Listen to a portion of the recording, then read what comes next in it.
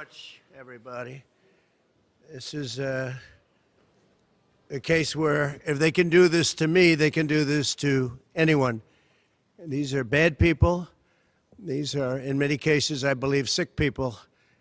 When you look at our country, what's happening where millions and millions of people are flowing in from all parts of the world, not just South America, from Africa, from Asia, from the Middle East, and they're coming in from jails and prisons, and they're coming in from mental institutions and insane asylums. They're coming in from all over the world into our country. And we have a president and a group of fascists that don't want to do anything about it, because they could right now, today, he could stop it. But he's not. They're destroying our country. Our country is in very bad shape, and they're very much against me saying these things. They want to raise your taxes by 4 times. They want to stop you from having cars with their ridiculous mandates that make it impossible for you to get a car or afford a car. But make it very possible for China to build all of our cars. It's a very serious problem that we have. We just went through one of many experiences where we had a conflicted judge, highly conflicted. There's never been a more conflicted judge. Now, I'm under a gag order, which nobody's ever been under. No presidential candidate's ever been under a gag order before. I'm under a gag order, nasty gag order, where I've had to pay thousands of dollars in penalties and fines and was threatened with jail. Think of it, I'm the leading candidate. I'm leading Biden by a lot, and I'm leading the Republicans to the point where that's over. So I'm the leading person for president, and I'm under a gag order by a man that can't put 2 sentences together, given by a court, and they are in total conjunction with the White House and the DOJ, just so you understand. This is all done by Biden and his people. Maybe his people more importantly. I don't know if Biden knows too much about it, because I don't know if he knows about anything. But he's nevertheless the president, so we have to use his name. And this is done by Washington, and nobody's ever seen anything like it. So we have a judge who's highly conflicted. You know what the confliction is. Nobody wants to write about it, and I'm not allowed to talk about it. If I do, he said, I get put in jail. So we'll play that game a little bit longer. We won't talk about it, but you're allowed to talk about it. I hope you do, because there's never been anybody so conflicted as this. As far as the trial itself, it was very unfair. We weren't allowed to use our election expert under any circumstances. You saw what happened to some of the witnesses that were on our side. They were literally crucified by this man who looks like an angel, but he's really a devil. He looks so nice and soft. People say, oh, he seems like such a nice man. No, unless you saw him in action. And you saw that with a certain witness that went through hell. And when we wanted to do things, he wouldn't let us do those things. But when the government wanted something, they got everything. They got everything they wanted. It was a rigged trial. We wanted a venue change where we could have a fair trial. We didn't get it. We wanted a judge change. We wanted a judge that wasn't conflicted. And obviously he didn't do that. Nobody's ever seen anything like it. We had a DA who was a failed DA. Crime is rampant in New York, violent crime. That's what he's really supposed to be looking at. Crime is rampant in New York. Yesterday in McDonald's, you had a man hitting him up with machetes, a machete. Whoever can imagine even a machete being wielded in a store, in a place where they're eating, and he's going rampant. And Bragg is down watching a trial on what they call crimes. They're falsifying business records. That sounds so bad. To me, it sounds very bad. You know, it's only a misdemeanor, but to me, it sounds so bad. When they say falsifying business, that's a bad thing for me. I've never had that before. I'm falsifying. You know what falsifying business records is? In the first degree. They say falsifying business records. Sounds so good, right? It means that legal expense I paid a lawyer, totally legal. I paid a lawyer a legal expense. And a bookkeeper, without any knowledge from me, correctly marked it down in the books. A very professional woman, highly respected, she testified, marked it down in the books as a legal expense. So a legal expense, paid a lawyer, is a legal expense in the books. It's not sheetrock, construction, or any other thing. It's a legal expense. Think of that. This is what the falsification of business records were. And I said, what else are you going to call it? What else are you going to call it? Now, I would have testified. I wanted to testify. The theory is you never testify, because as soon as you testify, anybody, if it were George Washington, don't testify, because they'll get you on something that you said slightly wrong, and then they sue you for perjury. But I didn't care about that. I wanted to. But the judge allowed them to go into everything that I was ever involved in, not this case, everything that I was ever involved in, which is a first. In other words, you could go into every single thing that I ever did. Was he a bad boy here? Was he a bad boy there? And my lawyer said, what do you need to go through? And all you wanted to do is testify simply on this case. Because I would have loved to have testified. To this day, I would have liked to have testified. But you would have said something out of whack, like it was a beautiful sunny day and it was actually raining out. And I very much appreciate the big crowd of people outside. That's incredible what's happening. The level of support has been incredible.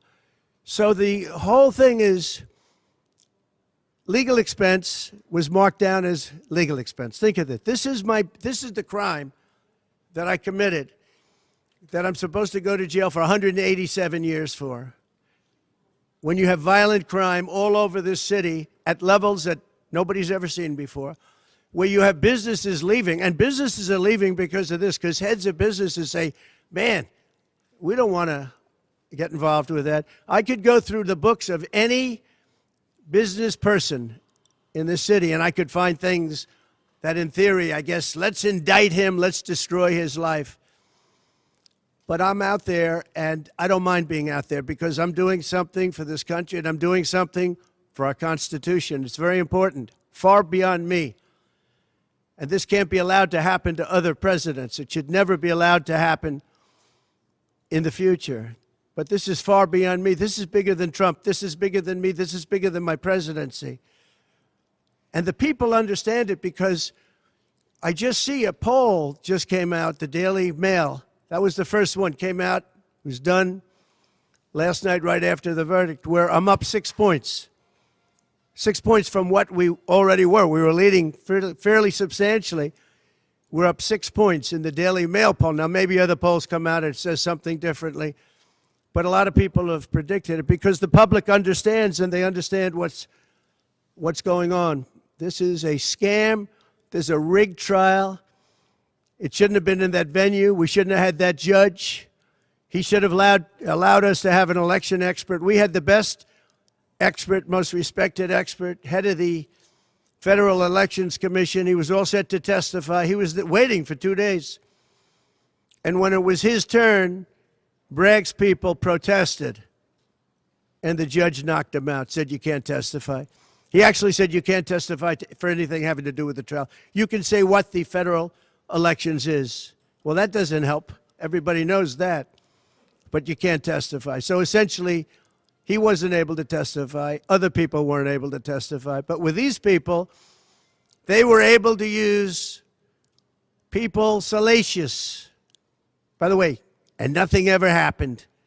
There was no anything. Nothing ever happened, and they know it. But they were as salacious as they could be, and it had nothing to do with the case, but it had to do with politics. And do you notice the timing? The timing was perfect. This case was dead. It was dropped by every agency, every governmental board. It was dropped by the highly respected Southern District. They said, no, there's no case here. It was dropped by federal election, and that's what it's about. This is about a federal election, not a state election. You're not even allowed to look at it. They took the state and the city, and they went into a federal election. They're not allowed. The people from federal election, Southern District, and Washington dropped the case. Everybody dropped the case. There was no case. Cy Vance dropped the case. And when Bragg came in, he said, this is the most ridiculous case I've ever seen.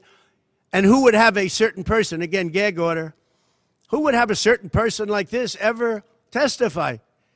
He said, this is essentially one of the worst people I've ever seen ever to testify. He said, the craziest case I've ever seen, this is Bragg. Then when I announced I was running for president, a long time later, they decided to revive this case. And they got a judge, Judge Marchand, who was responsible for another case that was also brought. It destroyed the life of a very good man, by the way. Destroyed the life of a very good man who went to prison once, and then they just put him in prison again because they said he lied. He didn't lie. I looked at the statements he made. In fact, he didn't remember something, and they put him in jail. Again, they've destroyed him. With me for many years, he was an honorable person. He was an honest man. And if you look at what he did, supposedly, it never happened. There's never been anything like this. Over the education of his grandchildren. Over, he didn't report that he had a car or 2 cars on his income. I don't know. I wonder how many people here have cars. I wonder how many people said, oh, gee, I have a car that's worth X dollars. How do you even figure it? And I guess you do have to report it, but I would say probably almost nobody does. Nobody even thinks about it. They put this man, they destroyed this man, but they put him in jail again because they didn't want him to testify. They didn't want him to testify. That's why he went to jail. They put him in jail twice. He's 77 years old. Now, normally I'd say that's an old guy, but I don't feel 77. Nobody ever says that about me. I'd like them to say, gee, we have to have a little sorrow for this man, because they just don't say that about me, but maybe I'm better off that way. I think I'm probably better off that way. But they put him in jail twice. And you have to see what they put him in jail. And he was threatened by the judge. This man was told, you're going to get 15 years in jail if you don't give up Trump. And he was told that. You're going to get 15 years in jail.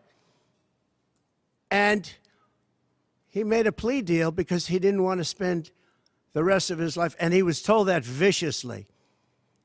We're living in a fascist state. He was told that viciously. So you can go to jail for 4 months, 5 months, or you can get 15 years in jail. So do a plea. Almost who wouldn't do that plea? Everyone does those pleas. It's a horrible thing. There's a whole group of lawyers that fight that. It's so unfair. It's so unfair. But they destroyed his life. So many other things. You look at Southern District didn't want to bring the case. Nobody wanted to bring the case. And then you know who didn't want to bring the case? Most of all is Bragg. Bragg didn't want to bring it. But then he brought it, and they tried to make it a different case. They didn't say legal expense equal legal expense. Again, if I wrote down and paid a lawyer, and by the way, this was a highly qualified lawyer. Now, I'm not allowed to use his name because of the gag order. But you know, he's a sleazebag. Everybody knows that. Took me a while to find out. But he was effective. He did work. But he wasn't a fixer. He was a lawyer. You know, they like to use the word fixer. He wasn't a fixer. He was a lawyer. At the time, he was a fully accredited lawyer. Now, he got into trouble not because of me. He got into trouble because he made outside deals, and he had something to do with taxi cabs and medallions, and he borrowed money. And that's why he went. And then he pled to three election violations. And as soon as I saw that, I said, I wonder why he did that. He pled. He took a deal. Now, he took a deal because he wanted to get off. In other words, I'll take a plea deal, and I want to get off. And he wanted to make a deal with the Southern District. And they wrote the worst report I think I've ever seen on any human being, other than the report that was written on James Comey by the Inspector General, a very great Inspector General, actually. Wrote a report that was so bad. This one was possibly worse. The Southern District, the judge didn't let us use it. He said, it's hearsay. I said, it's not hearsay. Wouldn't let us use it. This is about the man. But he got in trouble for a very simple reason, because he was involved with borrowing a lot of money, and he did something with the banks. I don't know if it's defrauded the banks, but something happened. You guys know what it is. And then in addition to that, he gave up on 3 things where he wasn't guilty. In fact, they were going to testify in that. The head of the FEC, the Brad Smith, the election expert, #1 rated in the country, who was going to testify. He took a plea on 3 things. He just added them in because that gave him more bargaining power with respect to me. But the 3 things that he pled on, having to do with the election and having to do essentially a little bit with me, they weren't crimes. They weren't crimes. Nor is paying money under an NDA. So we have an NDA, non-disclosure agreement. It's a big deal, a non-disclosure agreement. Totally honorable, totally good, totally accepted. Everybody has them. Every company has non-disclosure agreements. But the press called it slush fund and all sorts of other things. Hush money, hush money. It's not hush money. It's called a non-disclosure agreement. And most of the people in this room have a non-disclosure agreement with their company. It's a disgrace. So it's not hush money. It's a non-disclosure agreement, totally legal, totally common. Everyone has it. And what happened is he signed a non-disclosure agreement with this person, I guess other people, but it's totally honest. You're allowed to make the payment. You don't have to make it. You can make it any way you want. It's a non-disclosure agreement. And he signed that. And there was nothing wrong with signing it. And this should have been a non-case. And everybody said it was a non-case, including Bragg. Bragg said, until I ran for office. And then they saw the polls. I was leading the Republicans. I was leading the Democrats. I was leading everybody. And all of a sudden, they brought it back. It's a very sad thing that's happening in our country. And it's a thing that I'm honored. In a way, I'm honored. It's not that it's pleasant. It's very bad for family. It's very bad for friends and businesses. But I'm honored to be involved in it because somebody has to do it. And I might as well keep going and be the one. But I'm very honored to be involved because we're fighting for our Constitution. The money that was paid legally. There was nothing illegal. In fact, the lawyer in creating the NDA, because at that time he was a fully accredited lawyer. He wasn't a fixer. I never thought of him as a fixer. The media called him a fixer, or the prosecutors called him a fixer. He was a lawyer, and he was fairly good. Later on, I didn't like what he did. I didn't like, for instance, I didn't like that when I became president, he went around and made deals with companies. When I heard that, he was gone. He was gone. And he had payments coming to him, and a lot of this involved things that are very simple. There was nothing wrong. This was standard stuff, all standard stuff. Everything involved was standard. There was no crime here. In fact, I just watched a couple of the reports. You watched Jonathan Turley, Andy McCarthy, Greg Jarrett. You look at all of these people, Mark Levin, all very talented people, great people, many more. And they don't know me, essentially. They don't know me. They're legal scholars and experts. But I look at them. I watched Turley this morning saying, there's no crime here. Everybody says there's no crime here, except for this DA that's got the city out of control with crime. It's absolutely out of control. So we have an NDA that was signed. We have legal expenses. And here's the thing, on legal expenses, you have 100 where they say, they do a charge. I just recorded this out. Falsification of business records in the first degree. It sounds so bad. I said, wow. And even my own lawyers, I get very upset with them because they don't say what it is. They say, well, falsification of legal records is only a felony. Well, that's a lot. It's only they say a misdemeanor. But they try and bring it up to a felony if there's 2 crimes. They have all these different things. The other thing is they miss the statute of limitations by a lot. because this was very old. They could have brought this 7 years ago instead of bringing it right in the middle of the election. So they missed the statute of limitations. They did everything. Now, let me give you the good news. The good news is,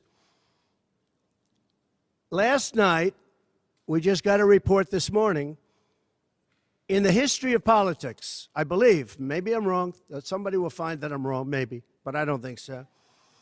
They raised with small money donors, meaning like $21, $42, $53, $38, a record $39 million in about a 10-hour period. No, think of that. I like those people.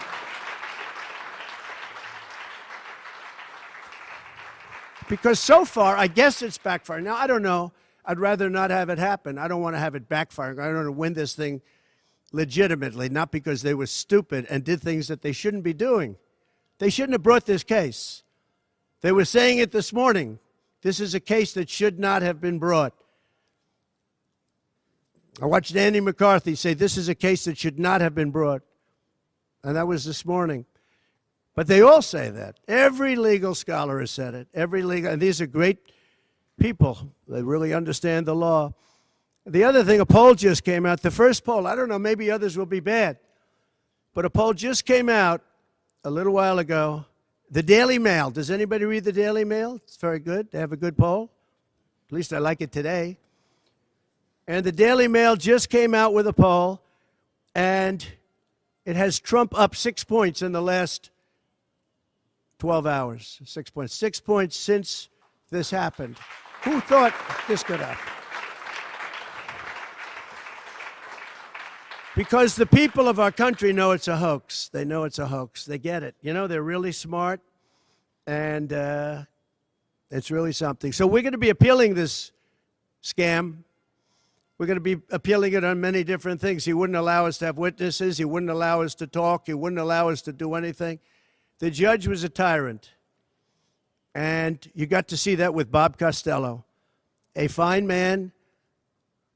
I've never seen anything like it. And neither has anybody that was in that courthouse, where he demanded that the courthouse be cleared. Now, the good news is most of the people in the courthouse were the media. And anybody that was in the media, if you're fair, you'll say, wow. That was anger. That was crazed. He was crazed.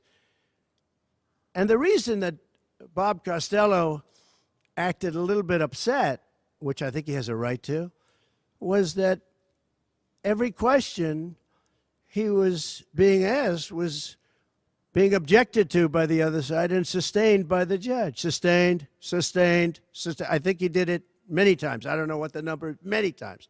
Even I was sitting there saying, and these were basic questions. And I never saw anybody treated that way by a judge. And I've been treated very badly by 2 other judges also, because it's all the same thing. And it all comes out of the White House. Crooked Joe Biden, the worst president in the history of our country. He's the worst president in the history of our country. The most incompetent. He's the dumbest president we've ever had. He's the dumbest president, most incompetent president. And he's the most dishonest president we've ever had. And so many of he's a Manchurian candidate. You take a look at the way he treats China, Russia, so many others. You know, I ended the Russian pipeline. It was dead. He comes in and he approves it. And he gets $3.5 million, meaning $3.5 million is paid to the family, his family, from the mayor of Moscow's wife. And I said, where did that come from? Nobody wants to talk about it. But he's a very big danger to our country. And the only way they think they can win this election is by doing exactly what they're doing right now, win it in the courts, because they can't win it at the ballot box. So we're going to show them that, we're going to fight. It's actually, I don't know, it's something where I'm wired in such a way that a lot of people would have gone away a long time ago. They would have gone away after impeachment hoax #1. That was a total hoax. I had great support from the Republican Party, though. Then you had impeachment hoax #2.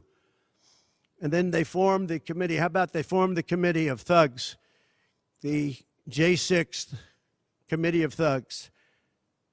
And they took their records and they destroyed all of the records after the committee was abandoned because those records were great for us.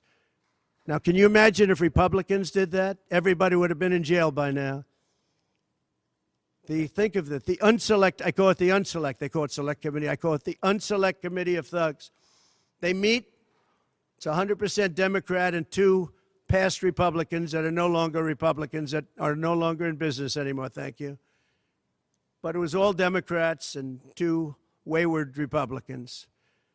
Liz Cheney and crying Adam Kinzinger. He cries every time he goes on television. He's the most emotional human being I think I've ever seen.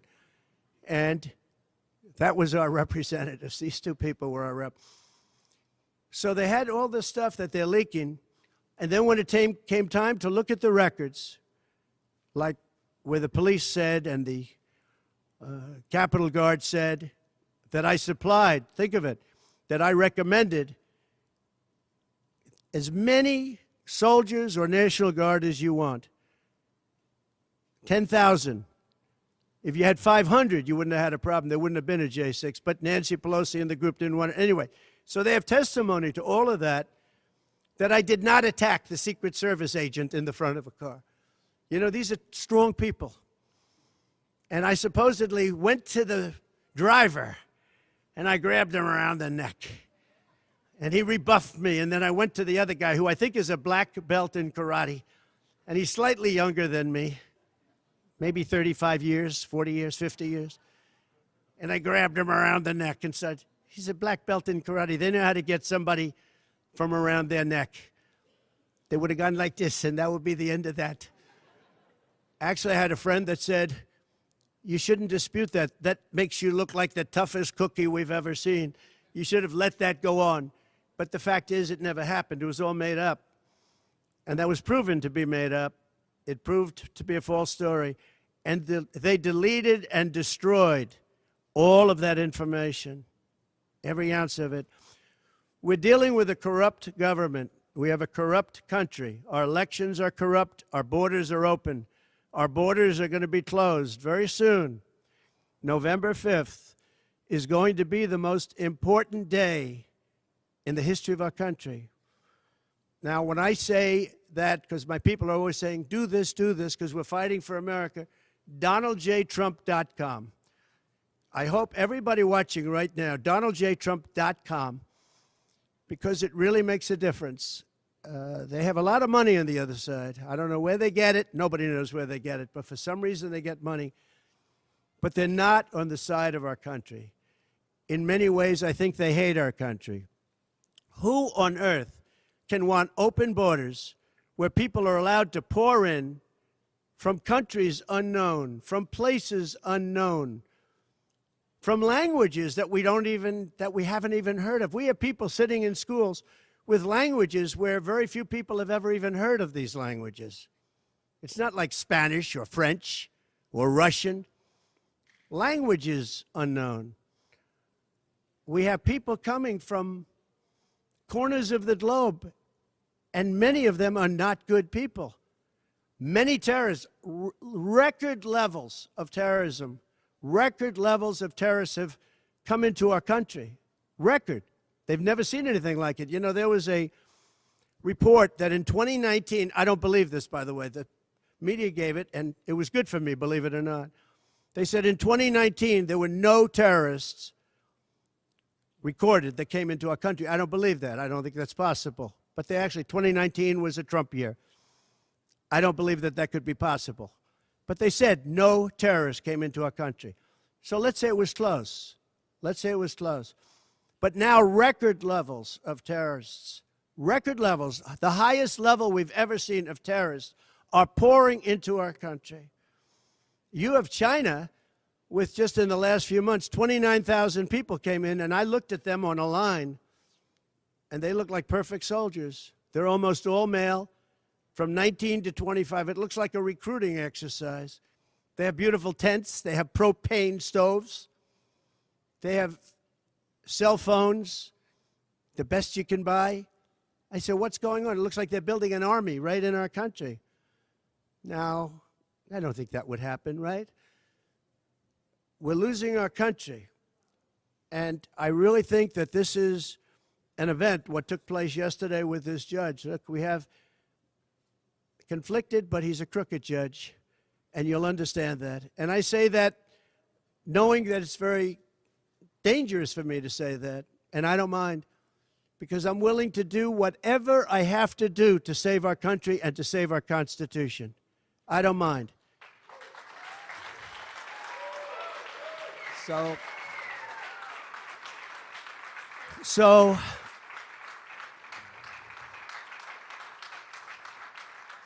thank you.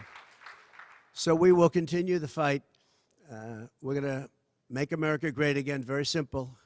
When people fight MAGA, they say, we're going to fight. I watch Biden. We're going to fight MAGA. We're going to stop MAGA. It's make America great again. That's all it is. MAGA. Make America great again. Our country's in serious trouble. We owe $36 trillion. We were energy independent for the first time ever, and now we're begging Venezuela for oil. One statistic you have to hear. Venezuela was crime-ridden. Caracas, the cities, crime-ridden. 2 years ago, 3 years ago. They just reported a 72% drop in crime in the last year because all of their criminals, most of them, and the rest are coming in now, the ones that didn't come in. In Venezuela, their prisons have been emptied into the United States. Their criminals and drug dealers have been taken out of the cities and brought into the United States. And that's true with many other countries. The Congo has just released a lot of people from jail. Congo, Africa, just released a lot of people from their prisons and jails and brought them into the United States of America. This is what's happening to our country. And it's not sustainable by anyone. Little things like our kids can't have a Little League game anymore because you have tents and you have migrants living on the fields. That's the least of it. People are taking over our luxury hotels, migrants, and yet our veterans, our great veterans, are living on the streets. Like dogs, they're living on the streets. But migrants are living in luxury hotels in cities all over our country, run by Democrats. So it's my honor to be doing this. It really is. It's a very unpleasant thing, to be honest. But it's a great, great honor. We're gonna do what I have to do. I'm going to do it. And the support has been, that's why I mentioned the number of $39 million. That's why I mentioned we're up 6 points. And we went up a lot over the last month because everybody saw it was a rigged deal. It was a rigged trial. But we're going to make America great again. We're going to make it better than ever before. November 5th, remember, November 5th is the most important day in the history of our country. Thank you very much, everybody.